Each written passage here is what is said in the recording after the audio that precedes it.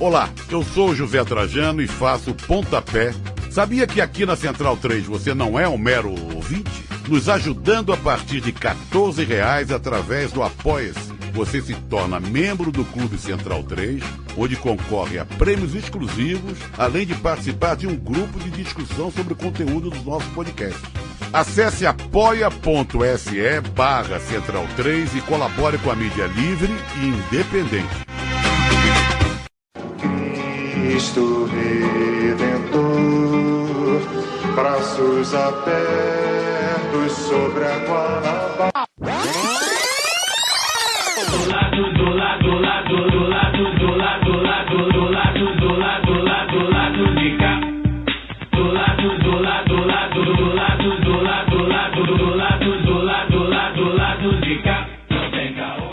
Bom momento, o ouvinte da Central 3. Hoje é quinta-feira, 24 de junho de 2021, e este é o lado B do Rio 199, quase no lado B 200.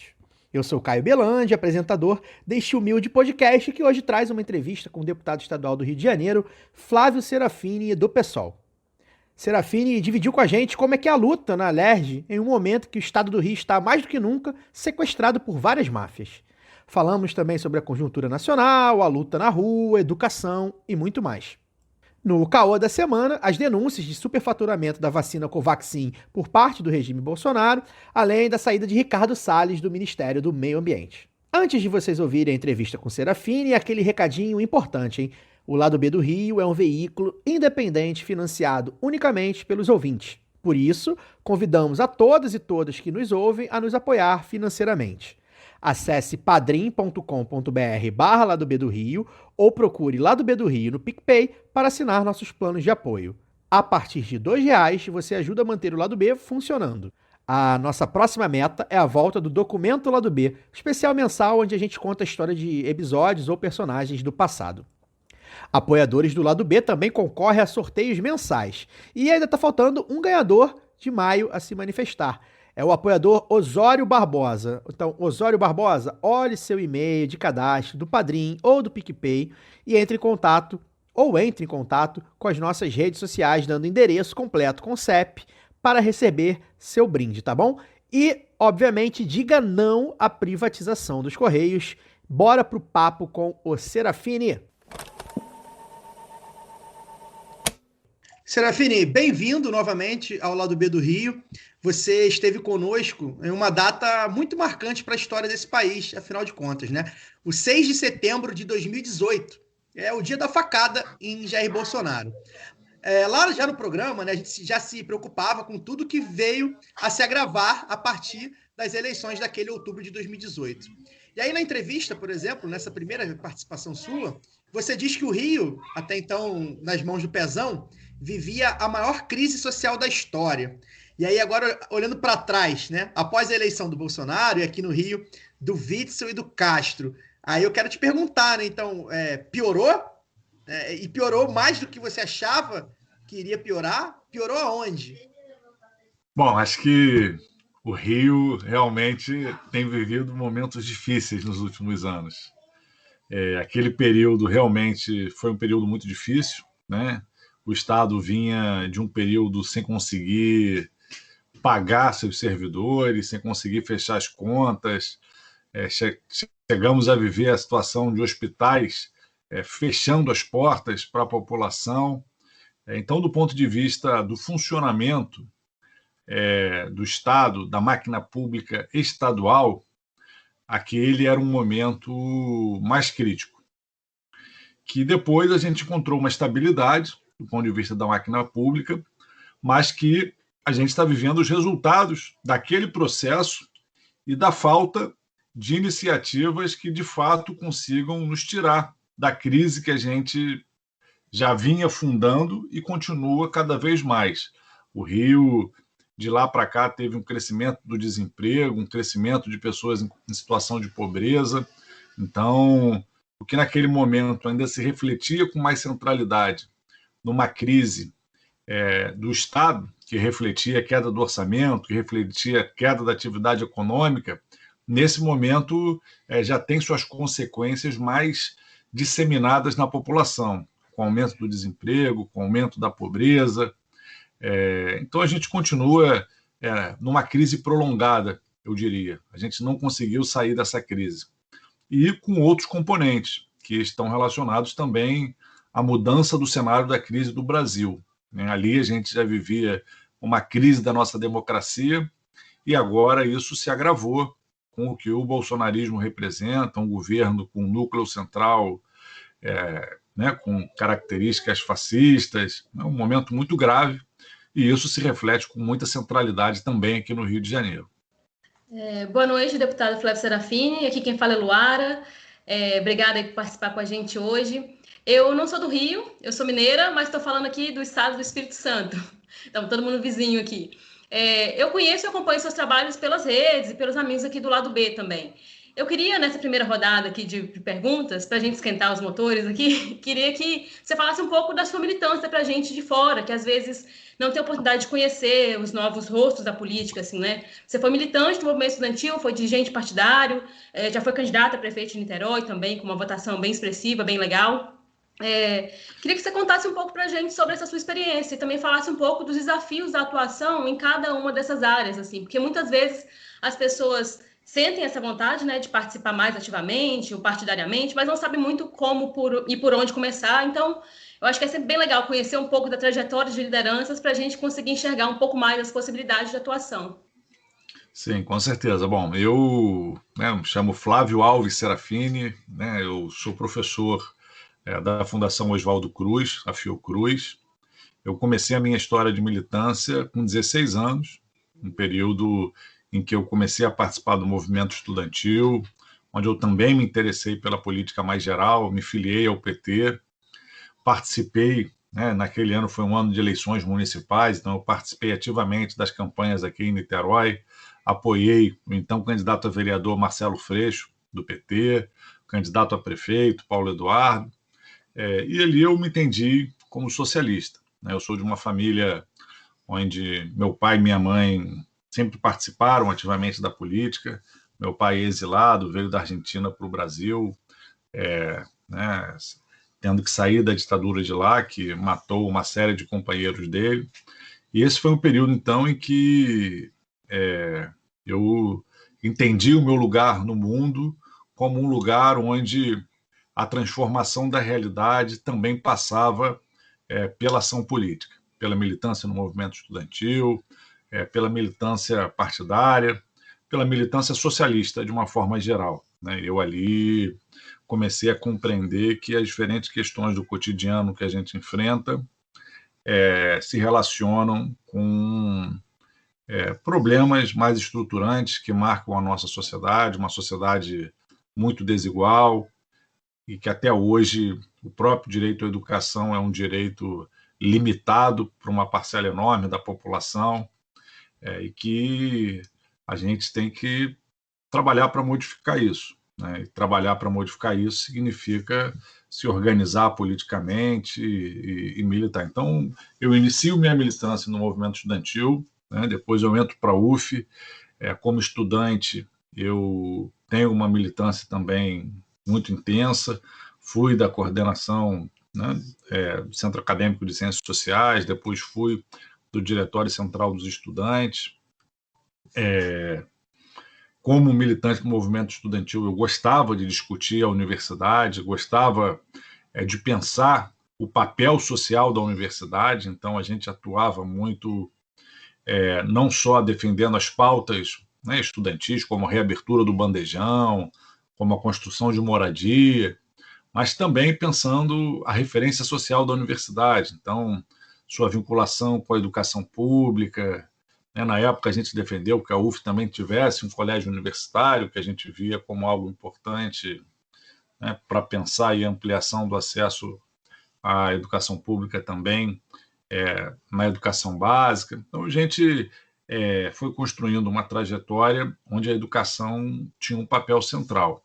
E ao, por outro lado, nos aprofundarmos também na militância partidária, a gente foi construindo uma formação política, uma visão de mundo do que é a sociedade que a gente quer construir, cada vez mais vinculada ao pensamento que a gente chama de ecossocialista, né?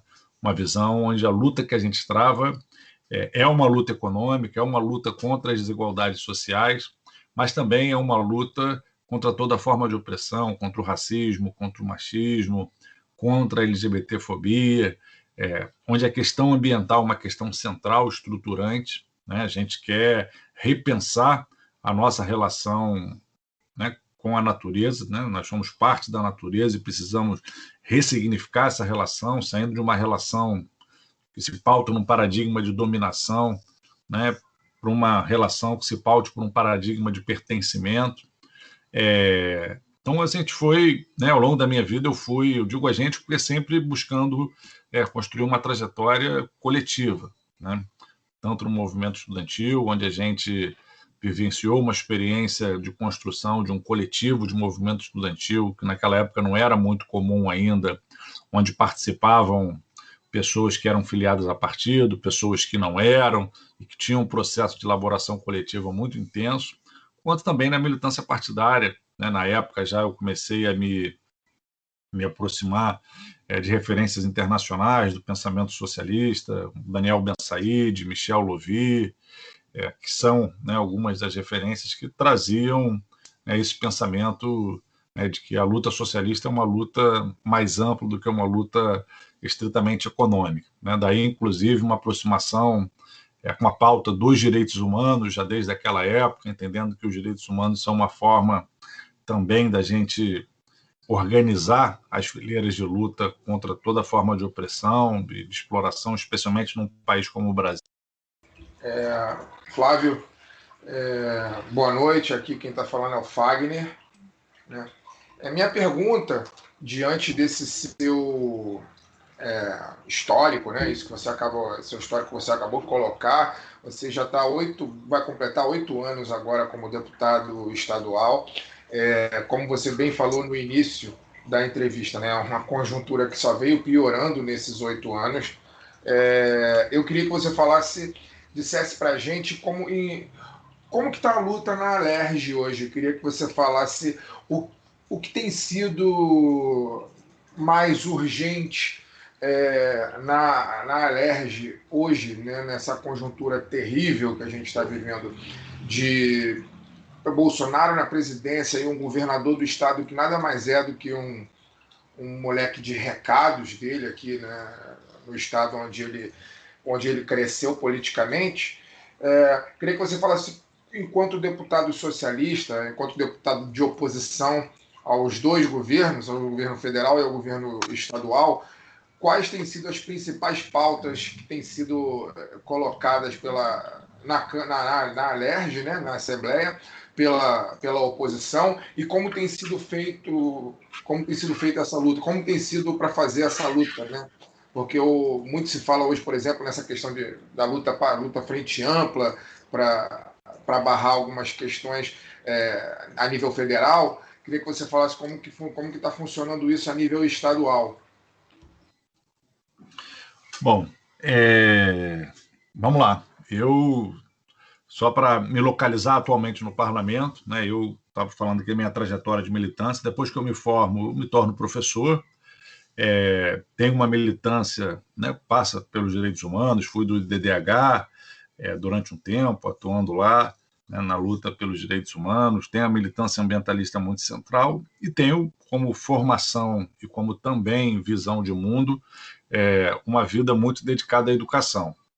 Eu atualmente na Alerj presido a Comissão de Educação, é a pauta que eu toco com mais centralidade, e a gente tem vivido, ao longo desse último ciclo, diferentes momentos, né, no parlamento. Primeiro, quando a gente sai da eleição, a gente sai numa conjuntura muito difícil no parlamento, que marcava aquela ofensiva da direita, da extrema-direita, muito fortalecida com a eleição do Bolsonaro. Eles elegeram uma bancada muito grande na Alerj, né? O partido do Bolsonaro elegeu 13 deputados e a maior parte da Alerj os acompanhava enquanto satélite, né? Enquanto forças auxiliares do bolsonarismo. E eles vinham com muita agressividade. É uma bancada que tem, né, policiais, que tem pessoas, né, deputados que são de clube de tiro, que andam armados, que têm uma retórica muito violenta, e transformaram o parlamento num espaço de muita agressividade. Ao mesmo tempo, a bancada do pessoal tinha mudado, né, Freixo tinha ido para a bancada federal, outras pessoas tinham rompido com o pessoal, a gente tinha conseguido eleger uma bancada muito feminina, feminista, negra. Então, a gente tinha uma bancada de 5, onde 3 eram deputadas de primeiro mandato, e eu e o deputado Eliomar dando uma continuidade ao que havia sido a nossa bancada anterior. Foi um período difícil, muita agressividade, muita violência, muito machismo, racismo, e uma agenda muito centrada naquelas pautas do bolsonarismo de armamento, de tentar forçar armamento de agente socioeducativo, de tentar forçar armamento de deputado, de tentar aprovar sempre uma agenda que estimulasse a política a ser mais violenta, que estimulasse a política a atuar, né, digamos assim, de forma até meio ilegal, informal, né, projetos que tramitavam muito nessa área. A gente teve muitos embates, foi um processo muito duro, que ele começa a melhorar quando a extrema-direita começa a rachar. Quando o Witzel, por um lado, se lança candidato a presidente e começa a rachar com o bolsonarismo, e, por outro, quando o bolsonarismo também começa a rachar a nível nacional, com a disputa entre o Bolsonaro e o Luciano Bivar, isso melhora um pouco na Alerj, porque essa extrema-direita começa a brigar entre si, eles começam a entrar numa dinâmica de disputa de cargos, e por mais que essa pauta deles agressiva, né, armamentista, etc., não tenha deixado de existir, ela perde ímpeto, ela perde impulso, e o que a gente vê é uma prática cada vez mais centrada numa disputa da máquina, de ocupação de espaço, de cargo, ainda no governo Witzel, e isso agora no governo Castro alcança o seu ápice, e uma direita dividida. Então, quando o Witzel começa a dar sinais de que está se envolvendo em esquemas de corrupção, a gente começa a bater, etc. Por exemplo, uma fração dos bolsonaristas também começa a bater muito forte, e começa a vir à tona todos aqueles esquemas que foram envolvendo o governo Witzel. Então, o que a gente vive hoje, né, é um governo que, ao mesmo tempo que ele é um preposto do governo federal, por exemplo, na gestão da pandemia, não tem uma política estadual. Qual é a política estadual da pandemia? A gente vê, por exemplo, em outros estados, o governo estadual anuncia suspensão de determinadas atividades, mudança nos transportes públicos, horário de funcionamento de determinadas atividades. Aqui no Rio não tem nada. O governo simplesmente lavou as mãos, publica um boletim diário de como é que está o quadro e diz que está distribuindo a vacina rapidamente, mas não tem política de enfrentamento. Nesse sentido, ele funciona como um refém ideológico do bolsonarismo. Ele não pode fazer nada que vá contrariar essa base. Por outro lado, ele não compra integralmente o discurso bolsonarista, ele fica ali numa situação de negligência, né, com a população. Falo da pandemia porque acho que isso é o que a gente hoje enfrenta de mais grave, e cada vez mais o governo tenta se aproximar e flertar com pautas desse conservadorismo e dessa violência que marcam o bolsonarismo. Aí é evidente que acho que o momento mais marcante é a chacina do Jacarezinho, onde um dia depois do governador receber Bolsonaro, a gente vê uma ação com aquele grau de violência que marcou, e o governador usa aquilo de alguma forma de palanque para se apresentar ao eleitorado bolsonarista, né, legitimando aquela ação, decretando segredo de justiça nas informações referentes àquilo, legitimando o discurso e se apresentando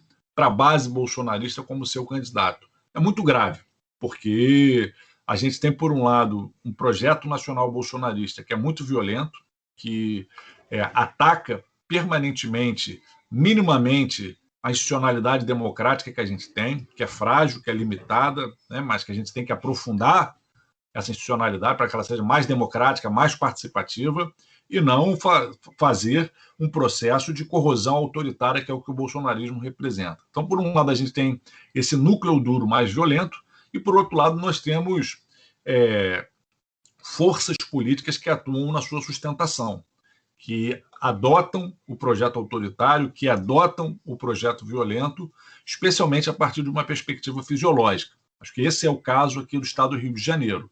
O governo Cláudio Castro se associa ao bolsonarismo nessa perspectiva. Uma figura que se torna governador por acaso, né? Era vereador por 2 anos, sem ter tido uma grande votação, entrou de candidato a vice de um candidato improvável, esse candidato se elege, e esse vice-governador desconhecido, né, mais desconhecido até do que o próprio governador, né, então o Wilson Witzel, acaba assumindo o governo por acaso. Então não tem um projeto, não faz parte de uma construção partidária que estruture uma agenda para o Rio de Janeiro, para o Brasil, e foi se afinando, né, com o bolsonarismo. É importante destacar que, no primeiro momento, quando tem a ruptura do Witzel com o bolsonarismo, o Cláudio Castro, as figuras mais próximas a ele, ficam com o Witzel, que tenta se deslocar um pouco dessa extrema-direita e se apresentar como uma direita mais civilizada. Só você lembrar que nos últimos meses do governo Witzel, ele evitava falar de tiro na cabecinha, ele evitava essa retórica mais violenta. O Cláudio Castro faz aquele movimento junto com ele. Depois, quando o Witzel é cassado, o Castro assume o governo sem base, né, com uma fragilidade parlamentar muito grande, o Estado do Rio de Janeiro precisando negociar a questão do regime de recuperação fiscal, e o próprio Cláudio Castro sendo investigado por denúncias graves de corrupção, né, que decaem sobre ele.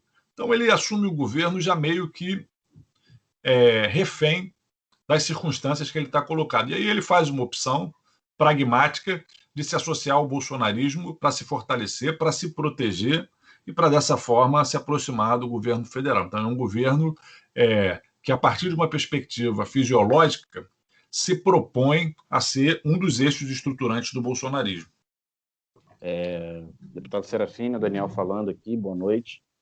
Você, na sua primeira resposta, né, falou do contexto, da conjuntura do Estado do Rio de Janeiro, da máquina pública, praticamente paralisando, né, no final do governo Pezão, sem recurso para pagar o funcionalismo, um verdadeiro caos administrativo e financeiro. E desde que a crise econômica permanente que a gente vive no Brasil se instalou em 2015, o Rio de Janeiro foi um dos estados mais afetados na sua arrecadação, porque essa crise tem como origem, né, os desmandos aí da Operação Lava Jato, que a Petrobras e o setor, por consequência, o setor de petróleo foram muito afetados, o setor naval também, por consequência, e isso tem uma importância gigantesca dentro da economia do Rio de Janeiro, e a crise vem batendo bem mais forte aqui do que na média do país, onde a situação já não é boa. E de lá para cá, os remédios, né, vendidos, tanto na imprensa hegemônica quanto pelos governos federais de plantão, é do remédio amargo, né, da austeridade, que o Rio de Janeiro tem que cortar, tem que diminuir serviços, tem que penalizar o seu funcionalismo para poder acertar as suas contas e evitar aquelas cenas que a gente viu no final do governo Pezão. Muito embora um governo estadual não seja um governo nacional, né, não tenha poder de emissão de moeda, de emissão de dívida soberana, existem alternativas por fora da austeridade, mesmo em tempos de crise econômica. Eu queria que você falasse de como a bancada do PSOL pensa essa questão do necessário equilíbrio das contas do Estado, né, um ente federativo que não é nacional, mas que, ao mesmo tempo, não penalize os serviços públicos e o funcionalismo. Bom, primeiro, importante destacar que as finanças de um Estado elas são um pouco diferentes das finanças federais. E no Brasil, a gente tem, desde a década de 90, um processo de imposição de uma agenda de ajuste fiscal, de arroxo, que vem do governo federal para os estados e municípios, cada vez mais diminuindo as ferramentas que os entes federativos subnacionais, né, ou seja, as cidades e os estados têm para se livrar dessa agenda do arroxo fiscal. Então, num estado, num município, você tem muito menos ferramentas do que no governo federal. O governo federal controla a política monetária, né, emite moeda, define taxa de juros, ele tem uma série de instrumentos macroeconômicos, né, ele tem possibilidade de contrair dívidas, de emitir títulos. O governo estadual não tem nada disso. Ele fica muito mais congelado, muito mais com menos opções de ação. E o Rio de Janeiro, isso se agravou ainda mais. Por quê? Porque quando a gente teve aquela crise, no final do governo Cabral, governo Pezão, o governo seguiu o caminho de pedir socorro para o governo federal, o governo do estado foi pedir socorro, o governo federal apresentou uma proposta amarga e uma chantagem de que ajudava o governo do estado, como? Aliviando o pagamento da dívida, desde que o estado do Rio de Janeiro fizesse um arroxo tremendo, né? E aí o regime de recuperação fiscal significou isso. Só que o Rio de Janeiro, ele se moveu todo aquele período numa perspectiva onde ele não se preparou para enfrentar a crise e depois o tempo inteiro respondia desesperado.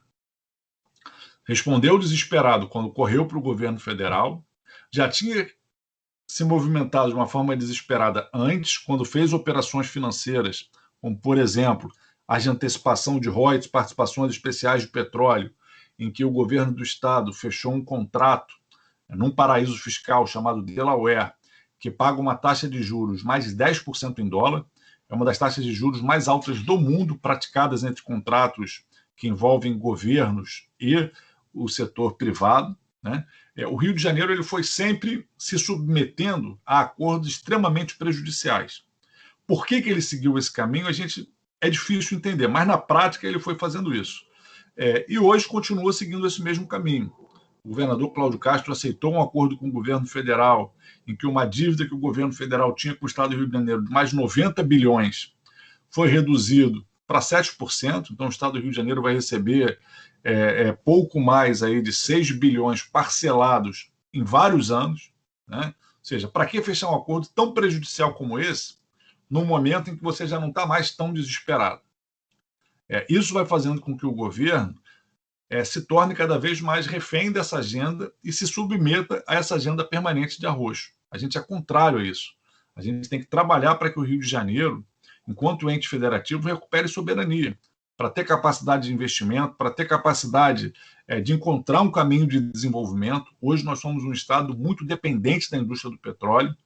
Isso se reflete tanto no orçamento público, que depende de royalties e participações especiais para fechar as contas, quanto na economia, que é muito pouco diversificada, né? Depende muito do que a cadeia do petróleo representa. Isso tem que ser enfrentado. E para enfrentar isso tem que ter investimento.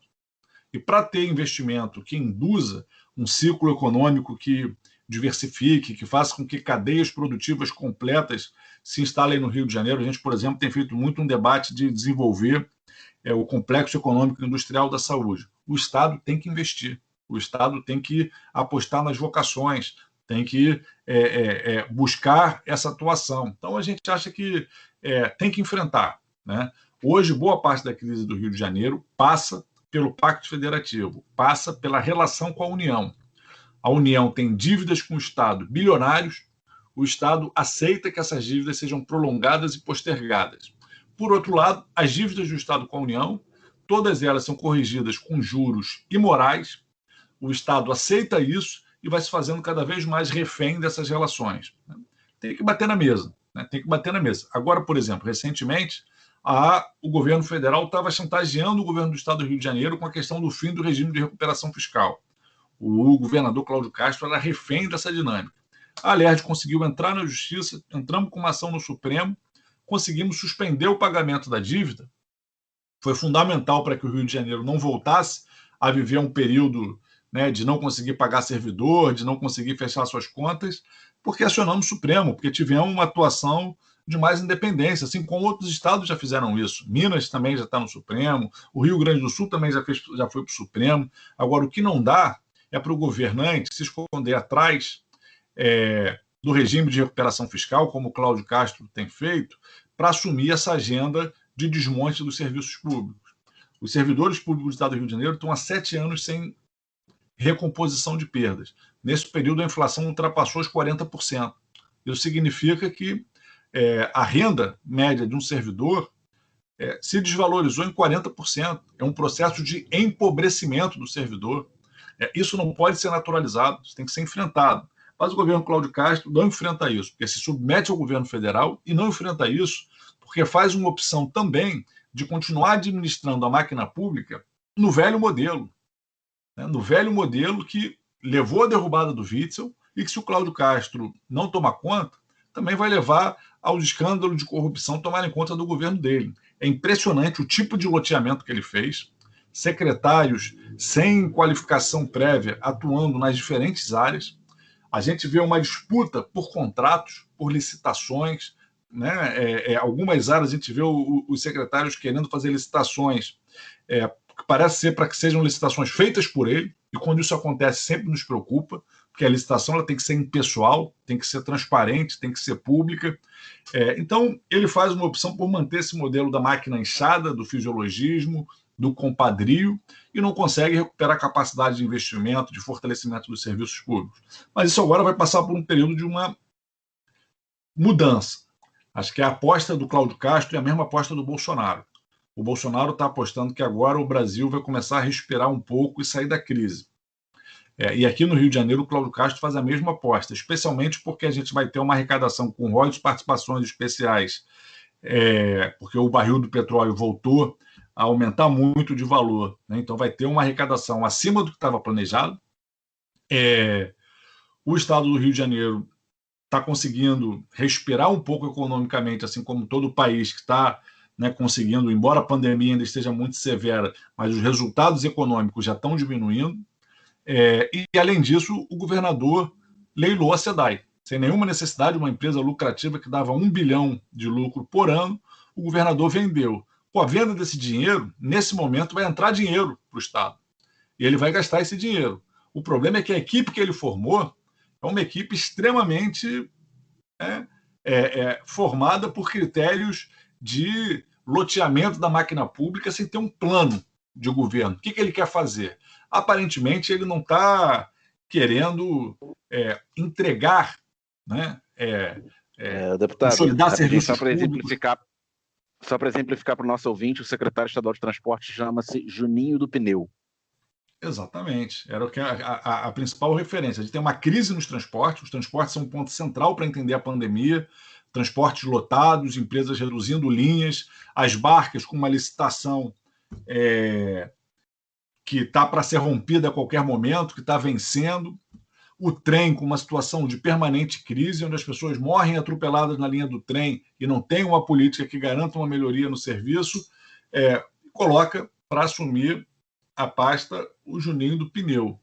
Que eu pessoalmente não conheço, não sei se é uma figura de A ou B, mas eu sei que é uma figura que não tem a menor trajetória na área, não tem nenhum tipo de experiência de gestão de planejamento. Nós estamos falando de um estado que tem 16 milhões de pessoas, uma das maiores regiões metropolitanas do mundo. Não é simples planejar e gerir um estado como o Rio de Janeiro, com territórios controlados pela milícia, pelo tráfico, pela disputa. Ou seja, num cenário como esse, o governo do estado monta uma equipe absolutamente desqualificada. Acho que esse exemplo do secretário de Transportes é bem evidente. Então, ao que parece, ele está abrindo mão de apostar de que, nesse período, vai conseguir construir um caminho de desenvolvimento, de recuperação da máquina pública e vai garantir apoio de 10 partidos políticos, com dinheiro público, botando dinheiro na mão dessa rapaziada para entregar coisas quaisquer que sejam, e dessa forma buscar pavimentar a reeleição. É triste, a gente tem tentado pautar esse enfrentamento lá na LERJ, fazer essa crítica, mas a verdade é que tem muito pouco deputado disposto a fazer esse enfrentamento, disposto a confrontar, a botar as contradições. e tentar construir uma outra agenda. É muito difícil, mas o deputado ele tem que entender o seguinte: se ele não faz o debate, se ele não faz o enfrentamento, ele pode até conseguir pequenas vantagens no varejo. Aprova um projetinho aqui, aprova um projetinho ali, mas na prática ele está abrindo mão de construir uma alternativa. Ele está se submetendo à lógica da pequena política, né? E a gente tem que fazer esse enfrentamento. A gente tem que expor para a população que esse projeto que hoje está no Rio de Janeiro, ele é um projeto que, ao mesmo tempo, serve e estrutura o projeto autoritário do governo federal e que recompõe com as bases mais fisiológicas da política do Estado do Rio de Janeiro. Na última reforma do secretariado do Estado, ele trouxe figuras como Júlio Lopes, como Pisciani, como a própria família aí do doutor Jairinho, né? Tudo isso foi recomposto na última reforma do secretariado, ou seja, toda aquela velha política que sustentou o Cabral, sustentou o Pezão e mais o bolsonarismo, hoje tudo isso se funde no que é o governo Cláudio Castro. O valoroso Juninho do Pneu, ele foi eleito deputado, ele já tinha sido vereador em Nova Iguaçu e foi eleito deputado federal em 2018, nessa leva aí da galera de 2018 pelo MDB, tá no DEM agora, e enfim. Acabou sendo vice-prefeito de Nova Iguaçu também, mas não assumiu, né?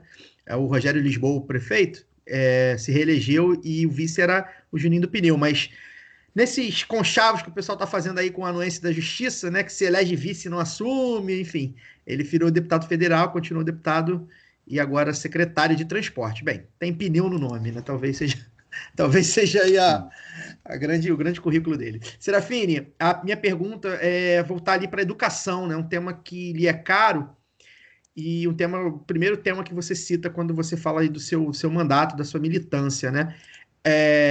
Alguns ouvintes, a gente tem muito ouvinte professor, muito ouvinte, enfim, que atua na área de educação, e um deles, o Felipe Veloso, fala com a gente sempre lá no Instagram, ele pediu para eu fazer uma pergunta, que na verdade era uma pergunta que estava na nossa pauta, que é sobre a reforma no ensino médio, né? Enfim, tem uma luta aí dos estados e dos sindicatos, de professores e tudo mais. Está previsto, se eu não me engano, para 2022 entrar em vigor, né, o novo ensino médio, não lembro bem a data, mas eu acho que é isso.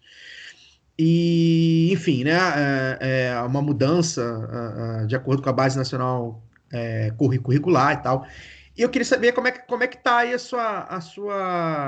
seu trabalho no Alerj com os professores, principalmente, mas, enfim, com outros sindicatos e organizações, movimentos da educação, para, enfim, tentar, não sei se mudar isso ou embarrear isso vai ser possível, mas, enfim, tentar resistir de alguma forma, e como é que o governo do Estado tem respondido a esse novo ensino médio, né, que na rede pública é do Estado, né, a responsabilidade do Estado. Queria que você falasse um pouco sobre educação. Bom, vamos lá. Acho que a educação vive um momento mais grave, né, das últimas décadas no Brasil. A pandemia ela vai ter um impacto sobre a educação que, nesse momento, a gente não tem como mensurar.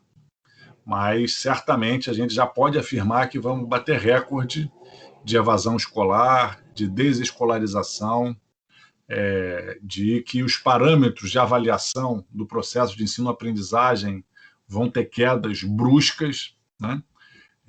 A gente está vivenciando a maior crise da educação nas últimas décadas e pouco se fala disso. Isso é muito grave e a gente tem que enfrentar essa realidade.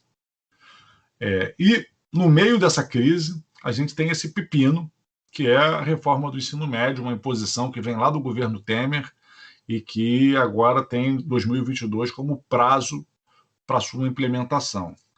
Nesse período, o Estado do Rio de Janeiro, só do governo Witzel para cá, já está no 3º secretário de Educação. O governo Cláudio Castro já está no 2º secretário. Então, tem uma descontinuidade tremenda,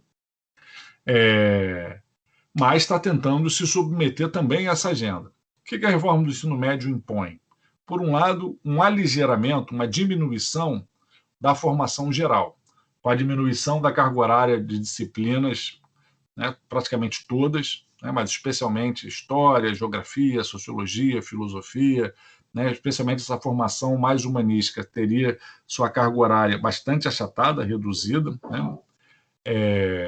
E você cria itinerários formativos mais flexíveis, que aí, pelo discurso da reforma, poderiam ser, o estudante poderia fazer escolhas desses itinerários e ter uma formação mais voltada para as diferentes áreas. Podem ser desde formações, uma perspectiva mais ligada à arte, literatura, linguística, ou uma das propostas, né, mais presentes é coisas como empreendedorismo, etc. Qual é o problema? Por um lado, você empobrece a formação geral. Num país como o nosso, onde a gente tem crianças que chegam, às vezes, no 3º, 4º, 5º ano de escolaridade, sem saber ler e escrever muito bem, você reduzir a formação no ensino médio é você, muitas vezes, tirar desse adolescente, desse jovem, a possibilidade de fato, se aprofundar numa compreensão maior, né, da natureza, de como se organiza a sociedade, etc. Você tirar, né, ferramentas desse adolescente que está se formando.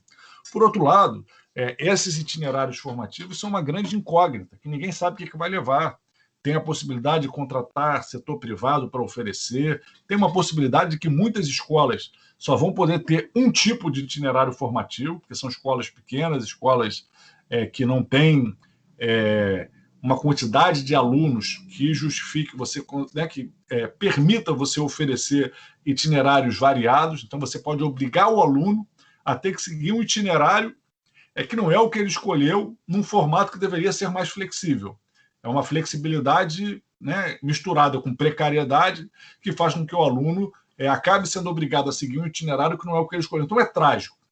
Essa proposta é trágica, é submeter a formação dos estudantes ao interesse do mercado, que não quer uma formação crítica, que não quer uma formação abrangente, e submeter a dinâmica da educação também às pressões mercadológicas, porque a gente sabe que essa proposta dos itinerários formativos é também uma proposta de criar filões para que a iniciativa privada possa estar explorando através de parceria público-privada, através de pacotes a serem vendidos aos governos, etc. Então, é uma proposta trágica que vem num momento especialmente crítico, que é esse momento da pandemia.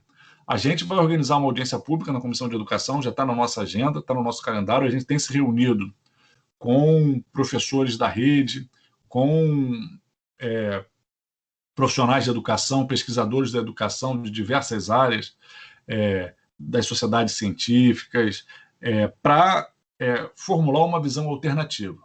Nesse momento, a nossa posição o governo tem que botar o pé no freio. Não tem condições de impor um projeto desse sem dialogar, sem analisar, inclusive, os impactos que ele vai ter nesse momento crítico que a gente está enfrentando, que é esse momento da pandemia, né? E o aluno que for obrigado a seguir um itinerário formativo e não se identifique com ele. A escola que eu tenho aqui no meu bairro, a única escola, vai ter um único itinerário formativo centrado, né, nas ciências exatas, centrado em matemática, em física, só que eu não me identifico, não consigo, não é essa área de conhecimento que eu quero fazer. O que vai ser feito com esse aluno? Ele vai largar a escola? Ele cursou um ano, ele vai ter que repetir, vai ter que voltar para refazer, ou ele vai poder se adaptar? Esses são debates que não estão colocados na mesa ainda. Então, é inaceitável que o Estado do Rio de Janeiro se submeta a essa agenda sem um amplo debate. E é importante destacar, essa reforma está baseada numa legislação que deixa margens para que os estados e municípios não adotem essas propostas de forma integral, né? Existe uma margem, né, de autonomia federativa que se reflete também nas políticas educacionais que o Estado do Rio de Janeiro tem que seguir. Não pode se submeter a essa agenda da reforma do ensino médio, porque se fizer isso, vai agravar a crise na educação. A gente, na Comissão de Educação, está se movimentando, a gente tem um secretário que assumiu há 3 semanas, já pedimos um esclarecimento para ele, se ele vai dar prosseguimento ao que vinha sendo discutido pelo secretário anterior, que chegou a divulgar aí uma proposta de grade curricular para essa formação mais geral, que achatava o tempo da maior parte das disciplinas. Vamos realizar uma audiência pública e pretendemos, em breve, também fazer um seminário mais amplo para aprofundar todo esse debate e tentar fazer pressão para que essa reforma seja interrompida. É uma reforma que foi feita de forma autoritária, né, e que vem através de uma imposição. Deputado, Luara aqui de novo. Nós estamos gravando essa entrevista nessa quinta-feira, 24 de junho de 2021, e no início dessa semana você publicou um vídeo comunicando uma denúncia de intimidação de militantes em Paraty. Diante de um governo fascista, como é o governo de Jair Bolsonaro, do governador Cláudio Castro, né, o senhor lembrou bem da chacina de Jacarezinho aí, que aparelhos e instituições que têm ao seu lado que há de pior nas polícias, agindo como milícias institucionalizadas, além dos próprios milicianos, né? A preocupação com a segurança de militantes de oposição, sobretudo da esquerda, é uma preocupação real, né? Nós temos casos aí de militantes perseguidos, torturados, presos, como o Rodrigo Pilha, lá em Brasília, outros casos que têm acontecido por todo o país, e como eu já mencionei, existe esse aparelhamento e os fascistas têm se sentido até mais legitimados mesmo, né? O receio é que a institucionalidade não dê conta da nossa segurança. Então, eu queria saber o que o senhor acha, ou melhor, como você acha que a gente pode atuar para se organizar com segurança para resistir a tudo isso? Bom, primeiro, o momento é muito grave. A gente tem visto uma crescente nas ameaças aos defensores de direitos humanos, aos parlamentares, aos ativistas dos movimentos sociais, e a gente não pode permitir que isso se aprofunde. Então, a gente tem que provocar e tensionar ao máximo as instituições para que elas se coloquem ao lado da garantia dos direitos. Só que isso muitas vezes é insuficiente. E aí a gente tem lutado tanto para tentar, né, disputar cada vez mais os setores das forças de segurança do Estado para um compromisso com a democracia, com o Estado de Direito. Cito o movimento dos policiais antifascistas como um movimento central, que também já esteve na mira de perseguição do governo Bolsonaro. Acho que hoje, cada vez mais setores da Polícia Federal também vêm se desvencilhando da influência bolsonarista, só que a gente também tem que pensar a nossa forma de organização. Então, a gente, dentro da esquerda, tem cada vez mais precisado buscar aproximação, tanto com instituições do campo dos direitos humanos, que nos ajudam a acolher, a proteger quem se vê sob ameaça, quanto pensar a nossa própria forma de funcionamento. Como garantir segurança, como garantir rotinas que sejam mais seguras. A gente agora vive sob essa dinâmica. Acho que essa é uma das características mais perversas do bolsonarismo. Ele aprofunda o aspecto da violência política. Ele aprofunda o aspecto do Estado policial que se volta contra quem o questiona. Então, nesse sentido, a permanência desse projeto significa cada vez mais um aprofundamento da corrosão da nossa democracia. Bolsonaro, ele o tempo inteiro adota um discurso, mobiliza seus apoiadores, confrontando garantias constitucionais, confrontando o Estado de Direito, confrontando princípios democráticos. A gente está no Brasil, né?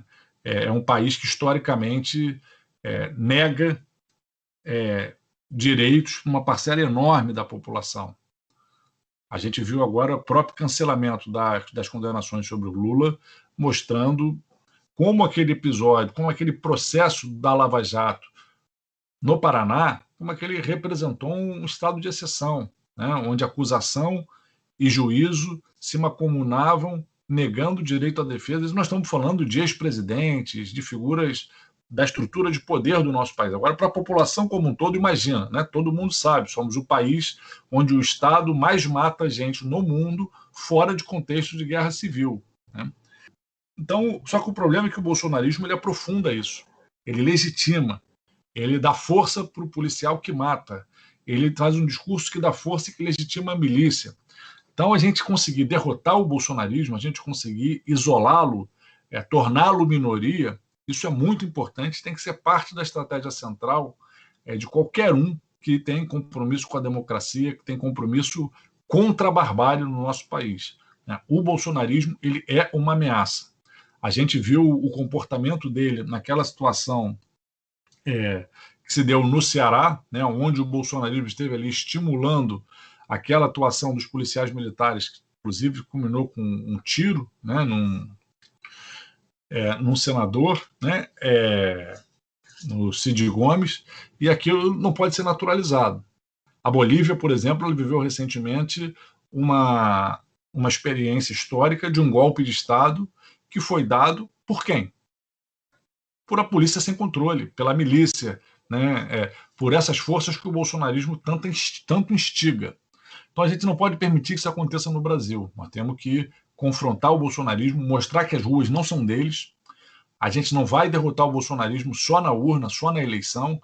A gente precisa transformar o bolsonarismo numa minoria social, tanto do ponto de vista do apoiamento mais amplo que se reflete através das pesquisas, quanto na disputa das ruas. Esses caras não podem se sentir confortáveis, não podem se sentir que podem crescer para cima da população, para cima dos opositores, para cima das instituições democráticas. Isso é muito grave e isso alimenta toda essa dinâmica de violência que a gente no Brasil sempre conviveu, mas que tem se agravado cada vez mais. Bom, Flávio, a sua última resposta, ela, acho que dialoga um pouco com a minha pergunta, né? Você está falando do monopólio das ruas, né? Os fascistas, os bolsonaristas, eles não podem ter esse monopólio das ruas. Isso é parte primordial da estratégia popular e democrática de restabelecer um mínimo de democracia no Brasil.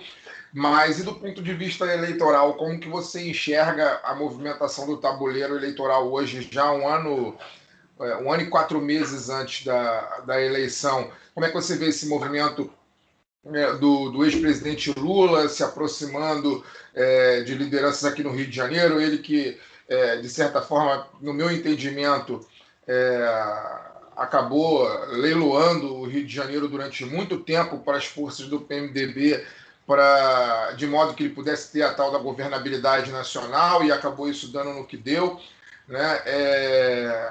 Como é que você vê esse movimento do deputado Marcelo Freixo mudando de partido, saindo do PSOL, indo para o PSB, da mesma forma o Flávio Dino também? Você acha que o campo popular democrático ele caminha no caminho nas urnas também, além dos atos de rua que vem acontecendo mensalmente aí nos últimos 2 meses? Bom, eu considero que nesse momento da conjuntura que a gente enfrenta, derrotar Bolsonaro e o bolsonarismo tem que ser uma prioridade. O Bolsonaro e o projeto que ele representa é um projeto de barbárie, de ameaça à democracia, de morte.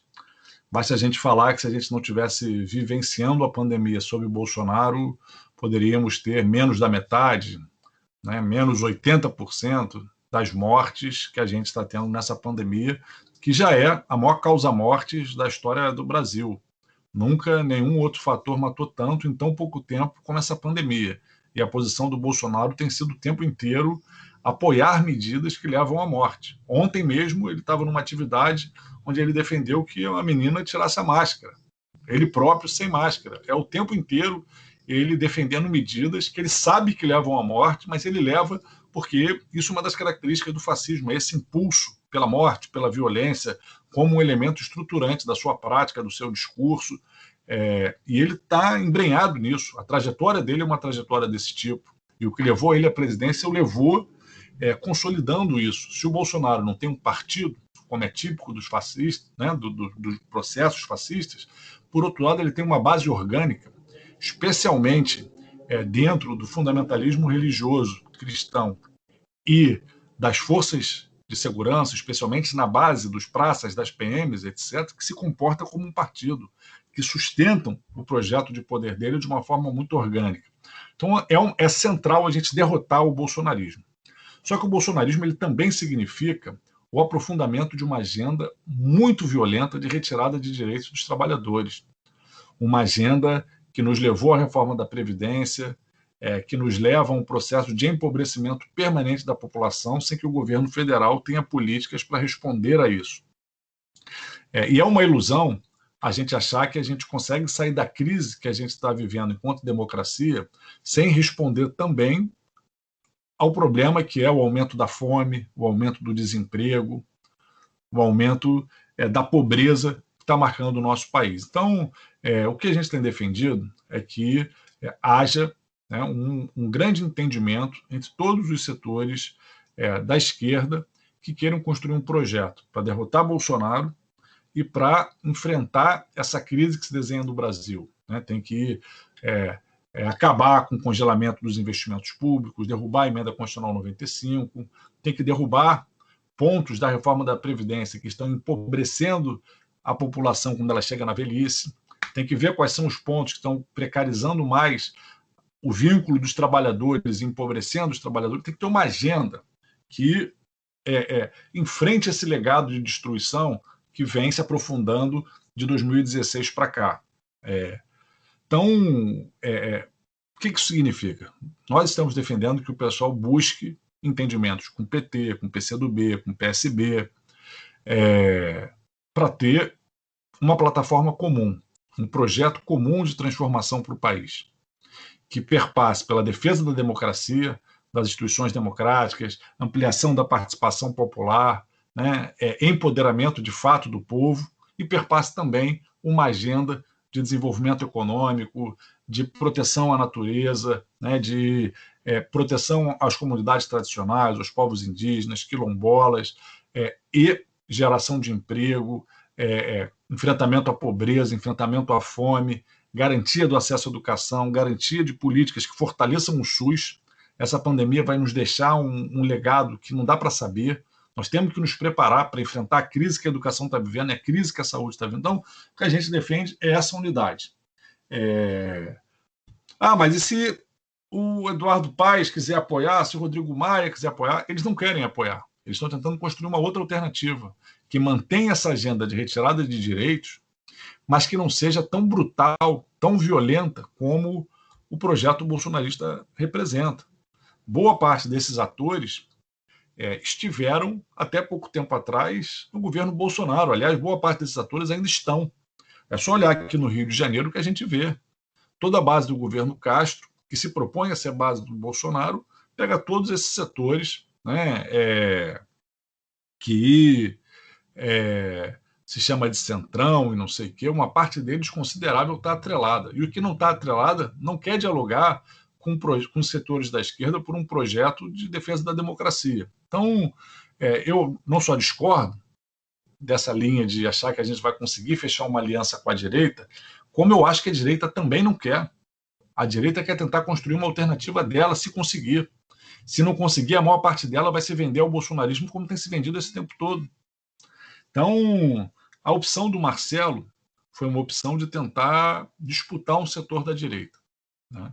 Ele não foi para o PSB porque o pessoal não queria dialogar com o PSB ou com o PT ou com uma eventual candidatura do Lula. O pessoal está dialogando com esses atores. Ele foi para o PSB porque ele queria dialogar com setores que o pessoal não topa dialogar. Isso quer dizer que o pessoal não tem compromisso com a democracia? De forma alguma. Nós apoiamos o Eduardo Paes no segundo turno contra o Crivella. Nós fomos para a rua defender o Haddad como quase ninguém foi. Nós do pessoal estávamos nas ruas tentando eleger o Haddad. O pessoal não tem sectarismo, o pessoal tem a compreensão da gravidade que a gente vive no Brasil. Mas isso é diferente da gente entender que para derrotar o bolsonarismo, a gente deva procurar uma aliança com setores da direita. Eu não acredito que isso vá nos permitir construir um projeto que ganhe as ruas, que mobilize na eleição para derrotar o bolsonarismo, né? E não acredito que esses setores queiram. Pegando um exemplo aqui do Rio, o Eduardo Paes é o prefeito na história do Rio de Janeiro que mais derrubou casa de pessoas pobres. É o recordista em toda a história da cidade do Rio de Janeiro em remoções e derrubadas de casa. Por que ele fez isso? Porque ele é malvado? Não. Porque ele faz um projeto atrelado aos interesses da especulação imobiliária, das classes dominantes que atuam na cidade. Assim como o Rodrigo Maia foi o capitão dessa agenda da reforma trabalhista, da reforma previdenciária. A reforma da Previdência não teria acontecido se o Rodrigo Maia não tivesse o papel que tinha na Câmara dos Deputados, não tivesse assumido essa agenda como uma agenda dele. Por que ele fez isso? Porque ele é mau? Não, ele fez isso porque ele é comprometido com a agenda dos grandes grupos econômicos do país, que queriam esse processo de retirada dos direitos dos trabalhadores para disputar a poupança pública, para aumentar a sua taxa de lucro nas relações de trabalho. Então, são figuras que são desse projeto. É difícil imaginá-los se associando a um projeto democrático popular, que busque enfrentar as desigualdades, que busque ampliar a participação popular, que busque enfrentar essa agenda que está empobrecendo a população. Essa acho que é uma diferença estratégica que está colocada hoje, né, na esquerda. Na verdade, ela não é de hoje, mas acho que o bolsonarismo e esse momento de crise que a gente vive fez com que alguns atores se reposicionassem nessa diferença de caminhos estratégicos para a esquerda. Mas eu acho que a gente tem que manter o diálogo aberto, né? Sem dúvida nenhuma, todo esse campo, né, que a gente considera de esquerda no Brasil, com todas as diferenças que tem, o diálogo é muito importante para que a gente consiga fazer um polo que seja capaz de derrotar o bolsonarismo. Serafine, a gente está assim, caminhando para o final, mas eu tenho mais uma perguntinha aqui para você, que é sobre a CPI da Rio Previdência, né? Você acabou presidindo essa CPI lá na Alerj e queria saber como é que está o relatório final dessa investigação, enfim, como é que foi esse desmonte da Previdência Social no Rio de Janeiro, na época lá do Cabral e do Pezão, né? Quais foram os prejuízos que a CPI conseguiu constatar na Rio Previdência? Queria que você falasse um pouco sobre. Bom, foi uma experiência muito interessante presidir essa CPI. Estudar sobre a previdência pública dos estados é algo que é pouco estudado, tem pouca coisa publicada sobre isso, e nos permitiu entender uma face do governo Cabral que também é pouco debatida, né, que é essa face de uma relação com as contas públicas absolutamente descontrolada, irresponsável, que queimava recursos públicos e depois respondia retirando o direito dos servidores.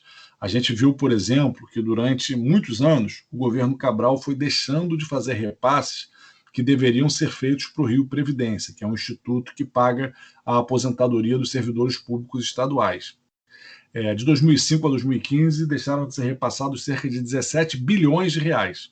Esse dinheiro deveria ter feito uma reserva para que quando o Rio Previdência arrecadasse menos, porque uma parte da arrecadação do Rio Previdência está relacionada a royalties, participações especiais de petróleo, o Rio Previdência tivesse dinheiro para continuar pagando as aposentadorias. Quando o Rio Previdência não tem dinheiro, quem paga é o Caixa do Estado. O governo Cabral tirou 17 bilhões. Ao tirar 17 bilhões, ele empurrou o Rio Previdência para uma situação de desequilíbrio. Quando diminuía o valor do barril do petróleo, faltava dinheiro para pagar as aposentadorias. E aí o Estado foi se endividando cada vez mais e dizia que não tinha como manter as aposentadorias em dia. Aí o que o Rio Previdência fez? Fez uma espécie de empréstimo, que eles chamam de antecipação de receitas, num paraíso fiscal, no exterior, com um contrato em inglês, que demorou 5 anos para ser traduzido, com um contrato já em curso, com o Estado do Rio de Janeiro pagando uma das taxas de juros mais altas do mundo, e esse contrato o Rio de Janeiro só precisou fazer essa antecipação porque deixou de repassar 17 bilhões para o Rio Previdência. Fez esse contrato, antecipou 10 bilhões e até 2028 vai ter que pagar 31 bilhões. Então, é um rombo nas contas públicas que é impossível a gente olhar hoje para o Estado do Rio de Janeiro, a situação de crise fiscal que a gente ainda enfrenta, do governo ter um orçamento que tem despesas maiores do que as receitas previstas, sem olhar para o dinheiro que continua indo pelo ralo desse acordo feito nesse paraíso fiscal de Delaware. Só para você ter uma ideia, no ano passado, o Estado do Rio de Janeiro pagou cerca de 4 bilhões de reais com os custos dessa operação financeira. Esse ano vai pagar mais ou menos mais a mesma coisa, entre 3 bilhões e meio de reais e 4 bilhões. Isso é muito dinheiro e isso explica uma parte da crise que o Rio de Janeiro enfrenta. E pior, uma perversidade, que joga a crise para cima dos servidores. Porque, como está vinculado ao Rio Previdência, alimenta o discurso de que o problema é que o servidor ganha muito, tem que fazer mais uma reforma da Previdência, tem que retirar mais direitos. Isso é perverso e mostra como foi o governo Cabral, onde ele foi explorando todos os limites de endividamento do Estado, para fazer todas aquelas obras megalomaníacas que a gente sabe que tinham por trás grandes esquemas de corrupção, né? Eu sempre cito o exemplo do Maracanã. 1,3 bilhão, né? O problema não é a propina, que foi 50 milhões. O problema não é o superfaturamento, que foi de 400 milhões. O problema é o conjunto da obra, que nunca deveria ter acontecido uma obra daquele jeito, que não serviu de nada para a população e que desviou esse montante de recursos públicos para favorecer esses esquemas, né? A gente espera que esse processo não se repita no nosso Estado, agora que a gente está tendo um aumento da arrecadação, que o governo vai receber esse dinheiro da privatização da SEDAI, e a gente está preocupado, porque voltou a se cercar dos mesmos atores. O governo hoje tem uma composição muito similar, né? E uma lógica de governabilidade do mesmo tipo. E isso foi um dos elementos que levou ao desequilíbrio do Rio Previdência. A gente, na CPI, mostra muito bem isso e pede, né, o indiciamento, tanto do Cabral, quanto do Pezão, quanto dos seus secretários de Fazenda e presidentes do Rio Previdência na época, que todos eles foram sócios naqueles atos que a gente considera como atos de gestão temerária e de gestão fraudulenta. Vários desses, inclusive, já condenados por outros crimes, presos domiciliarmente, enfim, tem de tudo. Serafine, muito obrigado pela sua presença, pela sua participação. Deixa seu recado final aí, sua palavra para a gente resistir, né? A gente que tem se acostumado a resistir até a vitória, né? Uma hora a gente vai ganhar. Deixa sua palavra final aí, seu recado final, e muito obrigado pela sua presença.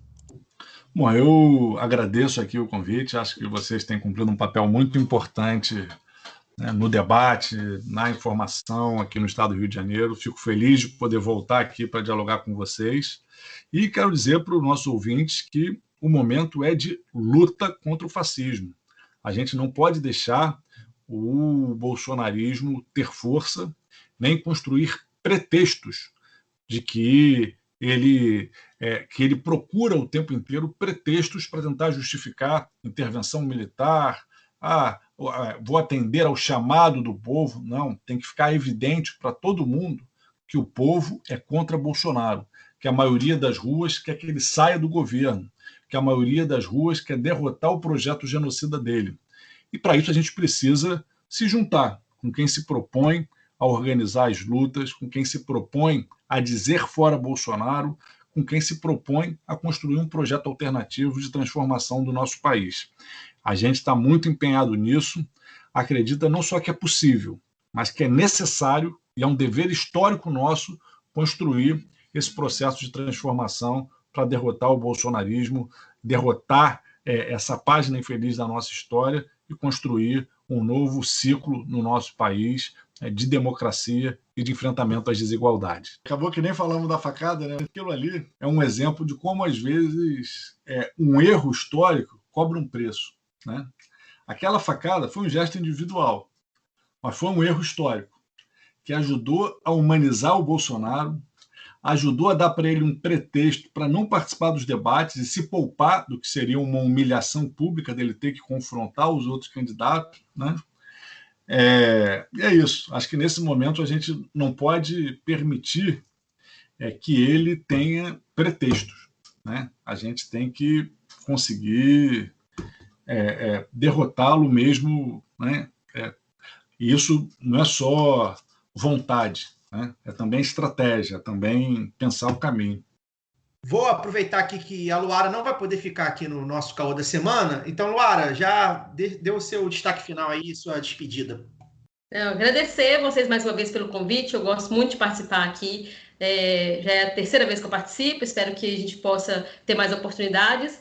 E dizer também que semana que vem, no Lado B Notícias, já tem coluna nova minha, agora com a apresentação da Fernanda. Então, queria convidar o pessoal para ouvir a nossa entrevista hoje aqui com o Serafine e também ouvir terça-feira que vem, no Lado B Notícias, a minha coluna nova. E continuar trocando ideia lá nas redes, que tem sido muito legal. O pessoal está chegando e a gente tem conseguido fazer debates muito bacanas. Antes da gente entrar no caô da semana, duas molezinhas aí para os nossos ouvintes, hein? Digitando o código lado B na hora da compra, você tem 10% de desconto na veste esquerda. Estampa da Lélia Gonzalez, Mercedes Sosa, Paulo Freire, Che Guevara, Marielle, Malcolm X, enfim, tem estampa de muita gente boa. Acesse vesteesquerda.com.br e utilize seu código lado B. Também tem molezinha para os ouvintes na live show da cantora Maíra Freitas, que será realizada no dia 10 de julho, às 8 horas da noite, hein? A Maíra apresenta o show inédito Tambor Atento, que é o mergulho nas canções que embalam a vida e o presente num abraço musical em tempos de confinamento. Compre o ingresso em www.simpla.com.br, sympla.com.br, utilize o cupom lado B e pague apenas R$15 para assistir a um showzaço, hein? 20% de toda a renda dessa live show será destinada a projetos sociais de combate à fome. Bora pro caô da semana, solta aí, DJ!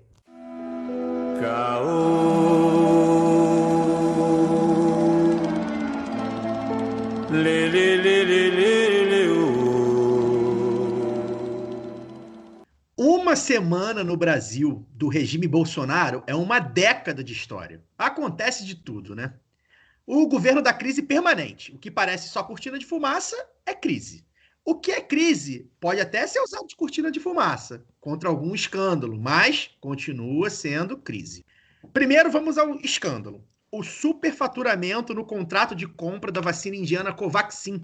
Resumidamente, o Brasil iria pagar $15 por cada uma das 20 milhões de doses, enquanto pagou menos de $4 pela AstraZeneca e $10 pelas da Pfizer e da Janssen. A Covaxin era negociada com um intermediário, a Precisa Medicamentos, cujos sócios eram donos da Global Saúde, empresa que, em 2017, recebeu R$20 milhões e nunca entregou os medicamentos que deveria por contrato. O Brasil demorou 330 dias e 83 e-mails para assinar contrato com a Pfizer.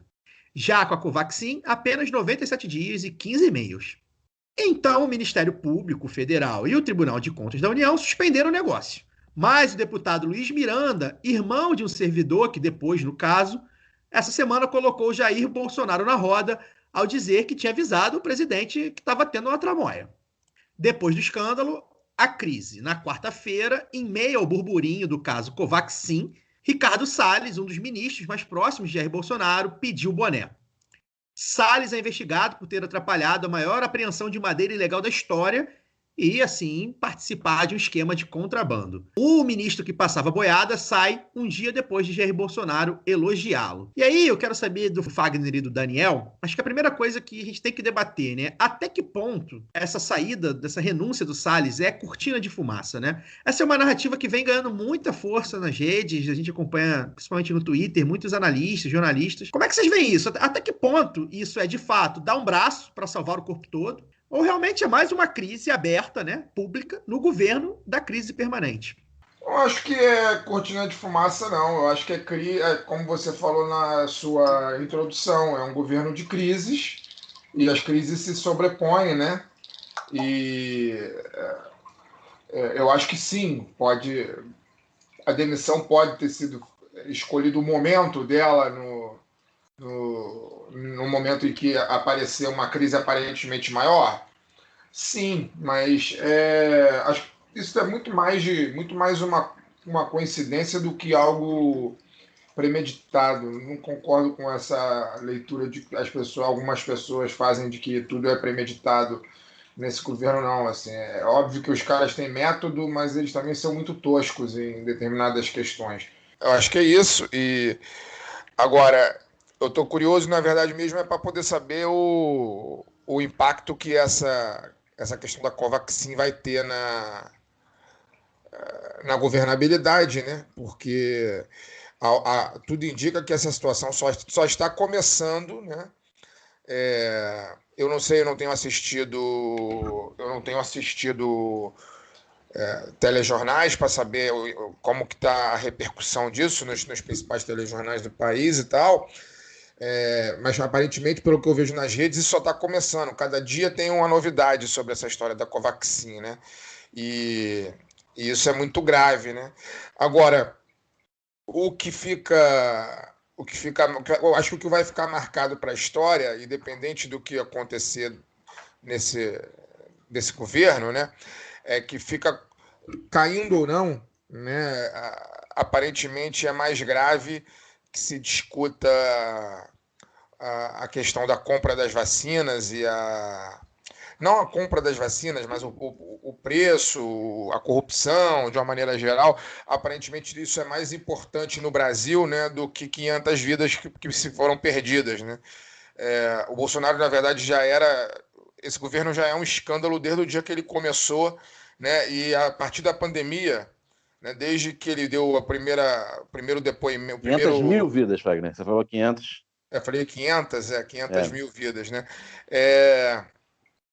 Bolsonaro, esse governo é um absurdo desde o primeiro dia, mas desde que começou a pandemia, desde aquele primeiro famigerado pronunciamento nacional e que ele chamou a doença de gripezinha, de resfriadinho, né?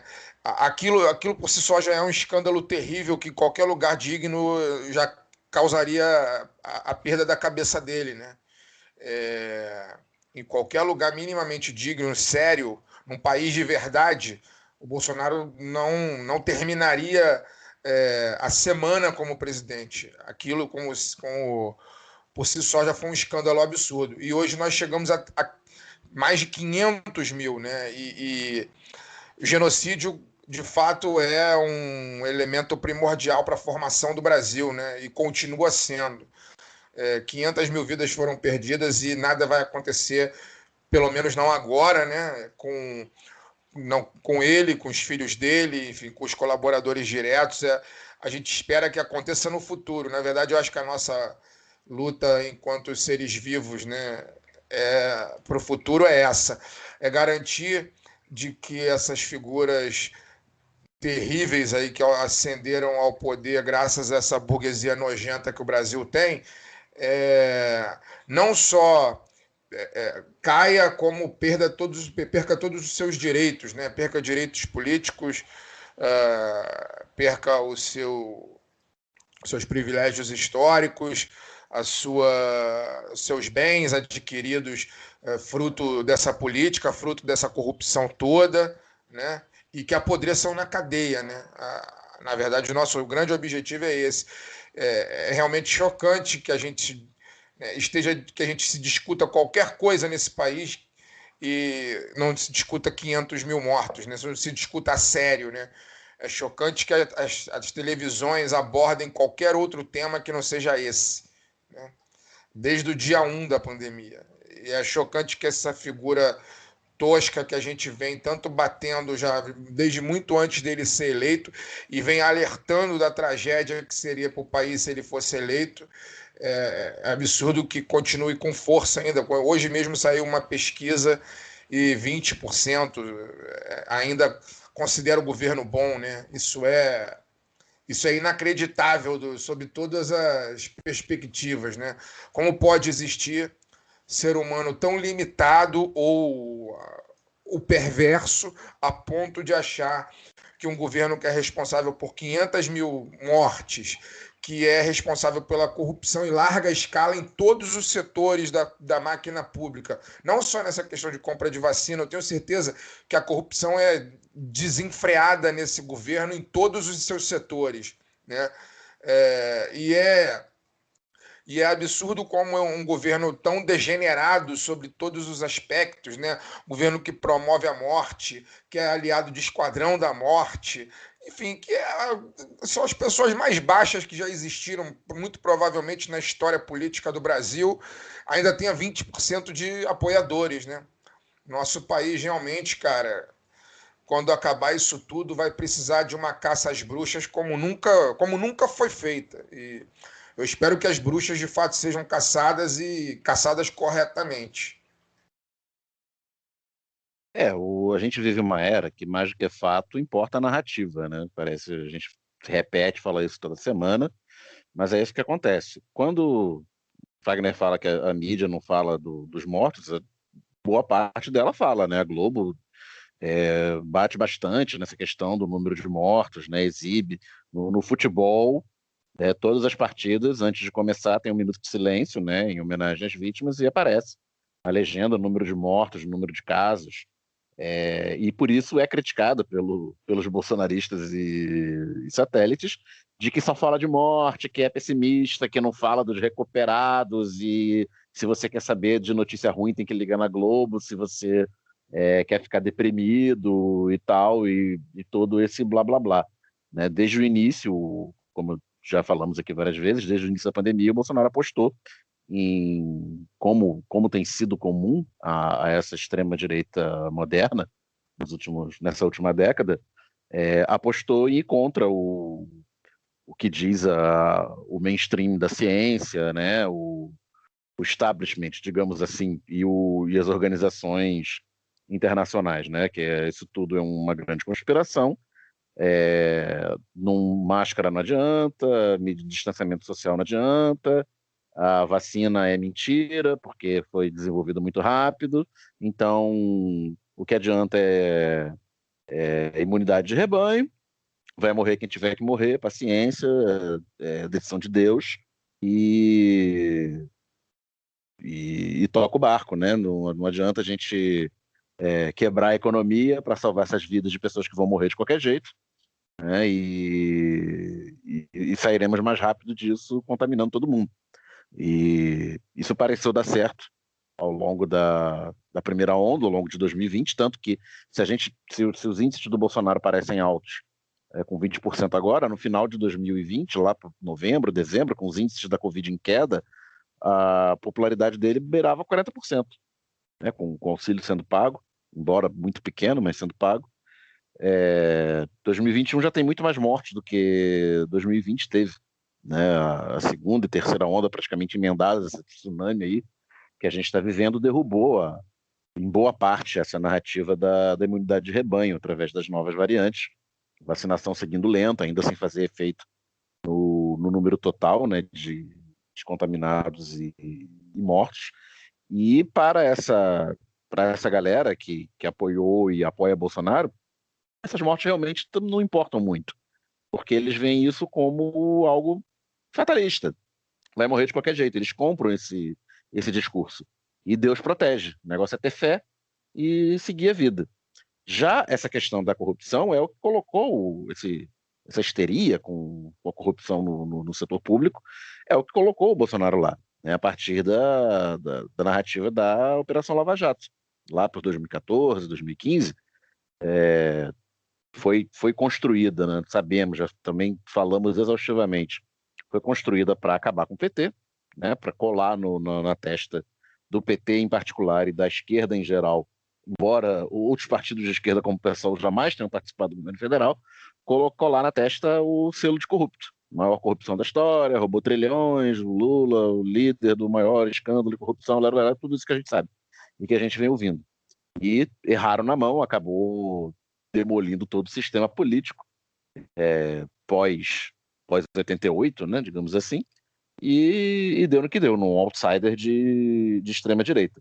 Então, se conseguirem com essa questão da Covaxin colarem na testa do Bolsonaro o selo de corrupto, como não conseguiram até agora, com diversos indícios em diversos ministérios, em diversos casos, né, mas esse me parece, como ele fala de vacina durante a pandemia, fartamente documentado, o governo sentiu demais nessa semana, convocou o Onyx Lorenzoni convocou coletiva de imprensa que não deixou ninguém perguntar, fez ameaça física direta ao deputado, seu irmão, né, falando: vocês não vão se ver com a gente, né, com um recado de capo da máfia, e mentindo descaradamente, tipo, eu acabei de olhar aqui uma notícia agora, antes de gravar, que ele falou que não existia o documento do Ministério da Saúde que estava sendo levantado. O documento não só existe, como está disponível nesse momento no site do Ministério, ou seja, eles estão metendo os pés pelas mãos com essa história. A aguardar se nesse público que aceita, que vê como normal morrerem 500 mil brasileiros pouco mais de um ano de uma doença, se eles aceitam como normal o superfaturamento a céu aberto, né, de compra de vacina. tem uma questão, voltando aí só na questão da cortina de fumaça, né? Teve a questão do Weintraub ter pedido demissão no dia que o Queiroz é preso, né? E aí, se eu não me engano, André Sadi postou sobre isso, né? Dando a entender que é um método. Não, eu posso até concordar que é um método que possa ter sido usado no momento certo, essa carta, mas assim, é uma crise, abre uma crise muito grande, porque o Ricardo Salles, a gente já falou aqui algumas vezes, talvez seja o ministro mais competente, né? Porque fez a boiada passar nesse tempo inteiro e praticamente sem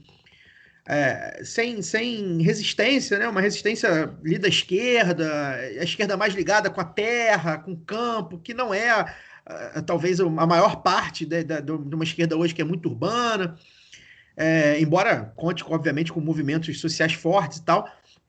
E aí a saída do Salles respinga diretamente no Bolsonaro e no regime, né? É óbvio que vai entrar lá um cidadão, já tem um cidadão lá nomeado, que vai fazer tanto quanto ou pior que o Salles. Mas, no caso do Salles em específico, a gente comentava, muita gente que acompanha de perto, inclusive comentava, a competência dele de se fazer passar a tal boiada sem ser muito incomodado. Inclusive porque é bom lembrar que ele está ali a serviço do agronegócio, né, cujo o ministro da Agricultura é a Tereza Cristina, né, ela que comanda a bancada da agricultura no Congresso e tudo mais. Então, basicamente, ele ali era um capacho, né, do agronegócio. E aí lembrar sempre que o agronegócio tem sócios entre os que hoje criticam o Bolsonaro na mídia, por exemplo, né? Então, assim, quando a gente fala do agronegócio, o interesse do agronegócio, ele é parceiro da Rede Globo, que é hoje, talvez, o grande partido. O agro partido... é pop, o agro é tech. Exato, e a Rede Globo é hoje, talvez, o grande partido de oposição ao Bolsonaro, figura do Bolsonaro, como a gente tem comentado. A gente comentou na live do Lado B Revista, né? Enfim, a gente tem comentado isso ao longo do tempo, né? Sobre como a Globo consegue se colocar contra o Bolsonaro, mas não contra as medidas econômicas e sociais do governo. Então, o Ricardo Salles sai assim, né? Como um cara que prestou um serviço muito grande ao bolsonarismo pelo braço do agronegócio, e sai no dia também da PL 490, que passou na CCJ. É uma proposta que prevê alterações, enfim, nas leis que protegem as terras indígenas. E, assim, sugiro ouvirem o último Lado B Notícias, que a Fernanda Castro e a Bianca Pio abordaram bem a questão, mas, entre outras questões, né, o texto insere a tese do marco temporal, que reconhece o direito à terra somente aos povos que ocupam os territórios até a promulgação da Constituição de 88, ou seja, barra ampliação de terra indígena já demarcada, coloca em risco a política de não contato, né, com os indígenas isolados, prevê a hipótese de contato por interesse público, podendo ser mediado, inclusive, por empresas públicas ou privadas, ou seja, enfim, um absurdo que passa na CCJ no mesmo dia. Enfim, e a gente sabe que o Congresso hoje é dominado pelo bolsonarismo, e a bancada do Boi é uma das maiores, ou seja, há muita chance desse projeto passar e praticamente acabar com qualquer proteção aos territórios indígenas e à vida indígena, né? Que, enfim, a gente sabe que já é atacado há 500 anos, mas sempre pode piorar, e está aí piorando. Então, acho que a saída do Salles, ela abre um flanco de estar chegando perto ao Bolsonaro. Tanto que a resposta do Bolsonaro, ao ser perguntado, o que aconteceu? Por que o Salles saiu? Ele fala assim, quem pediu para sair foi ele que se explique. Né? É claro que isso é uma forma também do Bolsonaro não dar nenhuma bola fora, né? Qualquer coisa que o Bolsonaro fale ali, ele poderia se complicar. Ele já joga ele dá o braço para sobreviver. Mas isso respinga nele, né? O Salles era um dos ministros mais fortes. Está sendo investigado, enfim, pode estar fugindo, pode ter tido alguma informação de que o negócio vai ficar ruim para ele, né? E a CPI vai esquentando essas turbinas, né? Embora eu, particularmente, não tenha uma expectativa muito grande, ela esquenta essas turbinas. Quando tem uma denúncia bem sólida de que havia um contrato superfaturado para compra de vacina, isso para a CPI a gente vai aqui, é nosso caminho, né? Tanto que os senadores já se pronunciaram, né? Então eu acho que o negócio do Bolsonaro tá esquentando. Ele perdeu as estribeiras aí essa semana com a imprensa. Ele sente, a gente sabe que ele sente, os bolsonaristas sentem. Esse ataque, em tese, quando o deputado, que é um deputado um 71 nato aí, né, coloca ele na roda, eu acho que coloca ele na roda para uma narrativa que talvez até fosse salvá-lo, mas que, enfim, complica ele também, então ele vai ter que, de repente, dar alguma explicação, vai ficar isso vago. Então, eu acho que essa semana foi uma semana bem tumultuada para o bolsonarismo, que eu acho que até, talvez, das últimas semanas aí tenha sido a mais complicada. E, enfim, vamos ver como é que a gente vai... tem rua, né? A gente tem ido à rua, e as ruas... muita gente falou que eu não pude ir no sábado, no 19J, mas muita gente falou que as ruas pareciam mais cheias, mais gente vacinando, menos gente com contágio, né? Mais gente se motivando aí, né? Vamos ver como é que vão deliberar para quando será o próximo, enfim. Eu acho que o fogo do Bolsonaro só aumenta. Isso significa que eu acredito que vai ser empichado? Acho que não, acho que vai demorar ainda, né? O Arthur Lira mantém ali mantém-se duro ali, né? Não é flexível nas votações do impeachment, mas a coisa para ele tá piorando, né? Tá se enfraquecendo, né? E lembrar sempre que a gente às vezes recebe, a gente não, né? Mas setores da esquerda, principalmente ligados ao petismo e ao lulismo, né? Recebem críticas, estão pensando muito em 2022 e tal, e é verdade, eu acho que a gente tem que pensar também no agora, mas quem pensa em 2022 desde que começou o governo é o Bolsonaro. Então, pensando em 2022, acho que tudo isso também complica um pouco ele. Complica sem dúvida, cara.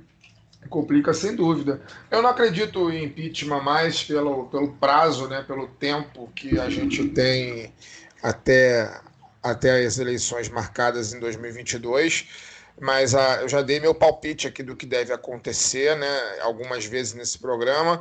Eu acho que o Bolsonaro chega muito enfraquecido em 2022. Eu não concordo com a teoria do professor Marcos Nobre, que a gente quer até, quem sabe, entrevistar aqui no futuro, de que Bolsonaro chega fortalecido em 2022. Não acredito nisso.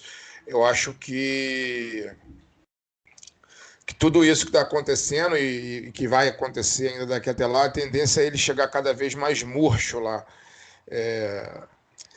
Mas é isso, né? Num país, como eu falei já várias vezes, num país digno, ele não deveria nem chegar a 2022 como presidente, né? Ele saiu uma matéria deveria ser preso, né? Estava lendo agora à tarde uma matéria naquele site Congresso em Foco, de que há um movimento dentro da direita não bolsonarista e do centrão, ainda muito incipiente, que entendeu que a chance da direita em 2022 seria tirar o Bolsonaro da disputa, né? Que contra o Lula ele perderia. Isso foi falado por nós aqui. Não, a gente fala que é 2 anos. Isso é 2 anos, mas especificamente a gente falou muito firmemente, deu essa letra, eu me lembro como se fosse hoje, muito firmemente, eu lembro que a gente falou sobre isso, no momento que teve o julgamento lá, que se não me engano, é porque eu já faço confusão das coisas, mas acho que foi o julgamento que decretou o Moro, agora não sei se foi o Moro como suspeito, né? Ou foi o outro julgamento que teve. E cancelou as condenações do Lula. Isso aí, desde esse... anulou. Faquinha anulou e depois o plenário confirmou. Isso, desde esse dia, o nosso primeiro programa sequencial a isso foi justamente essa teoria, né? De que a única chance que a direita tem de se eleger em 2022 é tirando o Bolsonaro do jogo. Pelo impeachment vai ficar difícil pela falta de tempo, mas eles podem fazer agora o caminho de inviabilizá-lo eleitoralmente. Eu acho que ele vai chegar inviabilizado. Agora, resta saber se a direita... Se ele chegar, por mais fraco que ele chegue, eu acho que ele chega na frente de qualquer outro nome da direita. Essa é a questão. Então não faz sentido, porque aí ele ou vai para o segundo turno contra o Lula de qualquer jeito, ou perde em primeiro. Essa né? questão. Então, teriam que tirá-lo mesmo do jogo. A A questão teoria, é isso, é tempo. a teoria do. Está em junho, final de junho de 2021, faltam 1 ano e 3 meses para a eleição, praticamente. A teoria do Nobre é até o que o Serafini também fala na entrevista, né? É que a economia, os índices econômicos tendem a aumentar conforme, né, a vacinação vai caminhando, vai morrendo menos gente, a pandemia vai diminuindo. Acontece que Mas, a pandemia. inclusive, Caio, melhorar já tem melhorado, inclusive, em 2021, nesse segundo trimestre. PIB e A tudo mais, os questão números. é que melhorou o PIB, mas não cai desemprego, não Isso. cai desigualdade. Não A chega no inflação bolso. está aumentando. Cara, a inflação, aí me permita aqui falar o meu lugar de fala de economista, a inflação está uma bomba armada. O IGPM, aí eu vou ter que ser palestrinha, que é o Índice Geral de Preços, que é um índice que mede os preços da forma, como o nome diz, da economia como um todo, incluindo os de insumos, né, e matérias-primas em geral, ele está com um acumulado em 12 meses de mais de 30%. Isso não tem precedente no Brasil desde 1994. O único precedente próximo é que em 2002 o IGPM bateu 25% por causa daquele efeito Lula, o dólar disparou no final do ano, o Lula entrou, deu um cavalo de pau na economia, como disse o José Dirceu, aumentou juros, desarmou essas expectativas inflacionárias, e isso foi se diluindo aos poucos no índice de preço ao consumidor.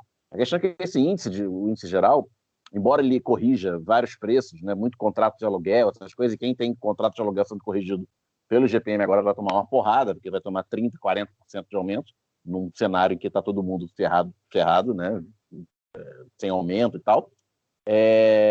Ele não é tão sentido pelo consumidor.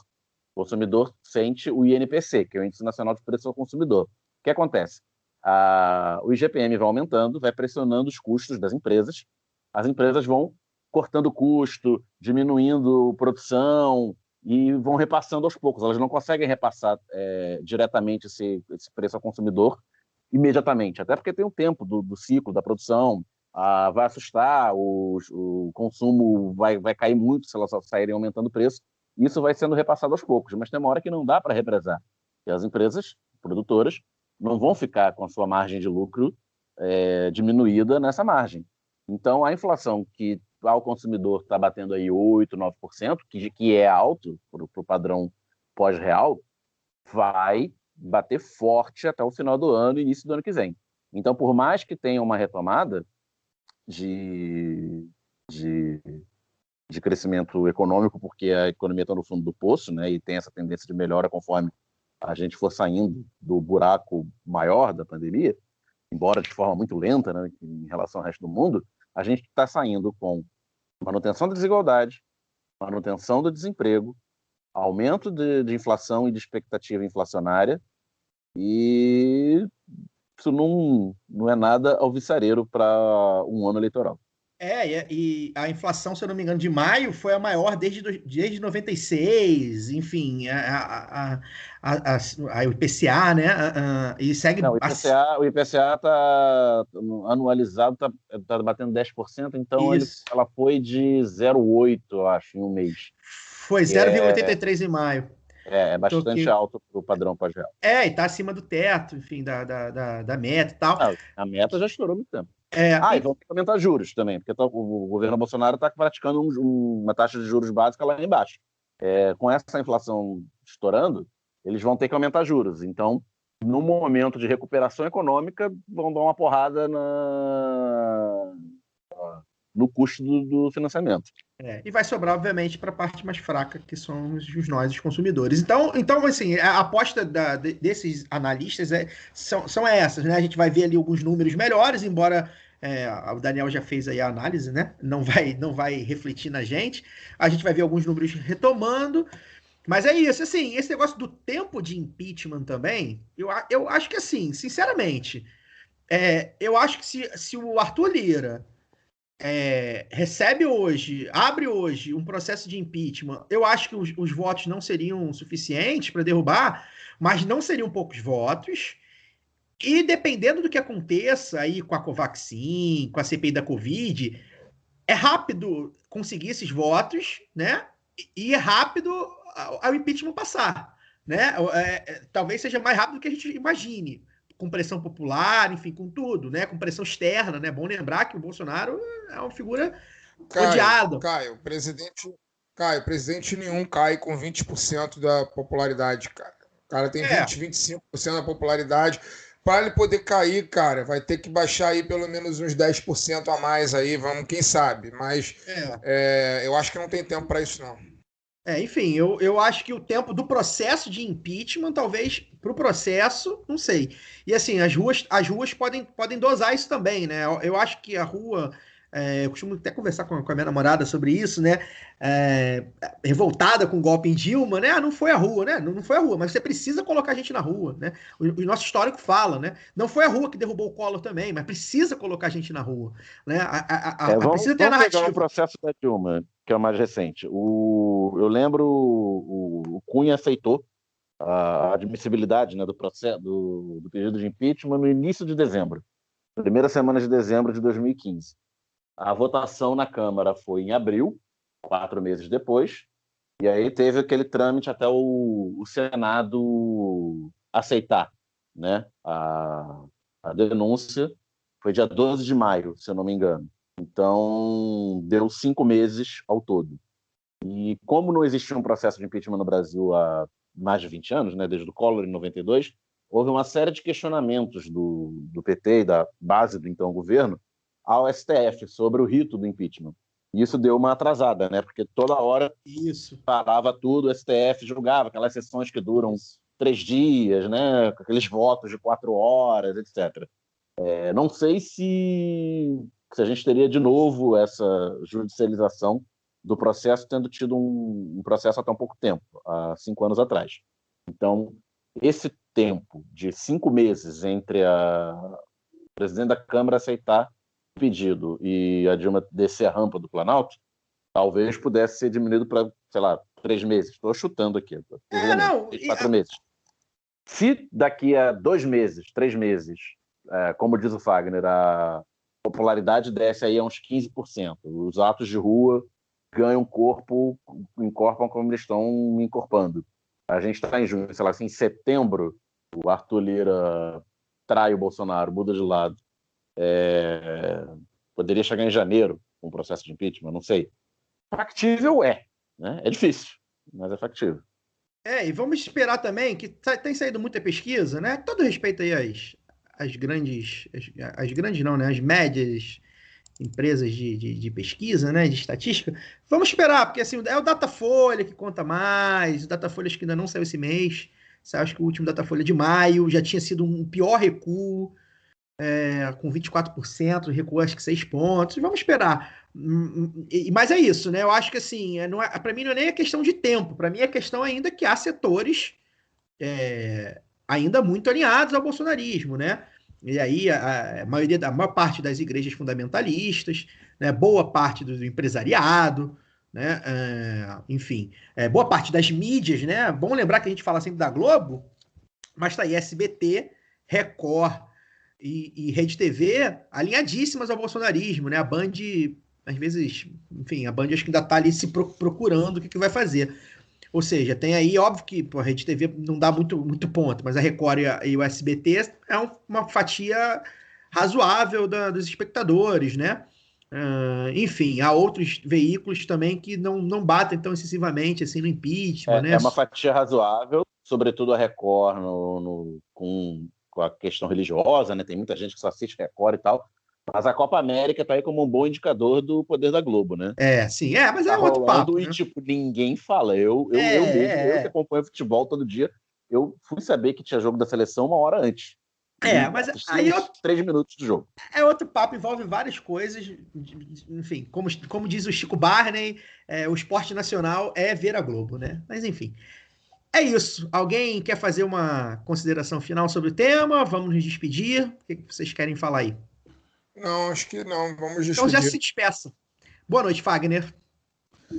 Não, é isso, não. Boa noite, bom dia, boa tarde a todo mundo. Até semana que vem com o programa 200.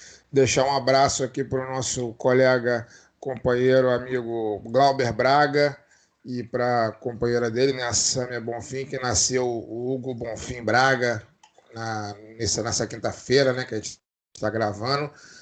Nasceu bem, parece que está todo mundo passando bem. E é isso. Que força para todo mundo e até semana que vem. Daniel Soares, boa noite. Fiquei sabendo aí pelo Fagner da notícia, não estava sabendo. Parabéns para a Sami e para o Glauber. Bem-vindos ao clube da paternidade e da maternidade. 200 programas semana que vem, né? Começou nossa brincadeirinha, tá chegando longe. Até lá.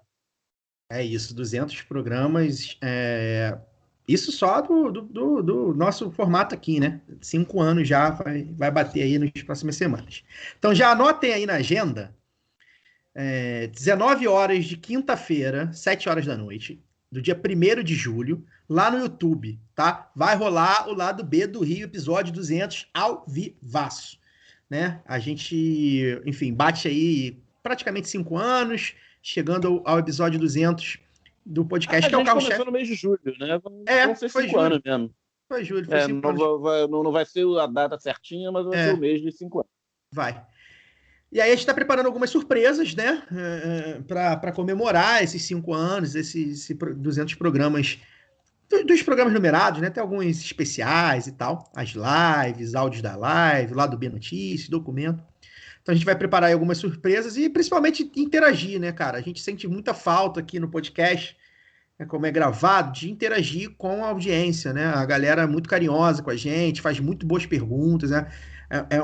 Temos ouvintes muito, muito conectados com a realidade. Então, 19 horas da quinta-feira que vem, dia 1º, no youtube.com/barra Lado B do Rio, vai ter o Lado B do Rio 200, né? O programa vai para o feed normalmente na sexta, a gente não vai deixar vocês sem Lado B do Rio na sexta-feira, tá? E agora mandar 2 abraços, né? Já citei ela aqui, para Fernanda Castro. A Fernanda iniciou aí a sua caminhada como apresentadora do Lado B Notícias de uma maneira que eu considerei muito boa, falando sobre um tema relevantíssimo nessa semana, que é o Levante da Terra. Falou aí sobre o ataque aos povos originários. O programa tá ótimo, né? A Bianca Pio, com a sua coluna, também complementou a notícia principal lá do Lado B Notícias. Então, parabéns pela estreia, Fernanda, e a gente vai junto nessa caminhada. E, por fim, mandar um abraço especialíssimo para o nosso chefe, né? Nosso chefe, nosso gerente, Leandro Yamin, né? O Yamin, ele é um sujeito que ele nem sabe, muitas vezes, mas ele me dá uma força, profissionalmente falando, incrível, né? Às vezes a gente troca umas mensagens do nada, no início da madrugada, falando do meu time de botão, principalmente, que é o podcast que eu mais ouço que ele apresenta, ou de algum assunto qualquer que a gente vê no Twitter, ele manda para mim, eu mando para ele, a gente comenta, né? Então, sem querer, às vezes, só pelo talento que ele tem para mim, na minha concepção, de apresentar um podcast, de fazer comentários, né, de escrever, que escreve muito, muito, muito bem. Então, para mim, ver gente talentosa como ele ocupando espaço me motiva muito, né? A melhorar, buscar melhoras de escrever. Eu gosto muito de escrever, sei que ainda tenho muita coisa para melhorar na minha escrita. Estou gostando de apresentar o Lado B, sei que tem a melhorar também. E aí, nessa semana, ele veio a público me dar forças, mandou um abraço especial para mim no último episódio do Pontapé, podcast aqui da casa, que eu sou ouvinte fiel, não perco, com o Dudu Monsanto e o Zé Trajano. Então, Yamin, muito obrigado pelas palavras lá no Pontapé, pelo seu carinho, enfim, sempre em público, né? E pela honra de ser seu amigo, tanto eu quanto o Daniel e Fagner também. Eu sei que a gente divide esse prazer em ser seu amigo, seu colega de profissão, né, de empresa também, e, acima de tudo, também um companheiro de luta, né?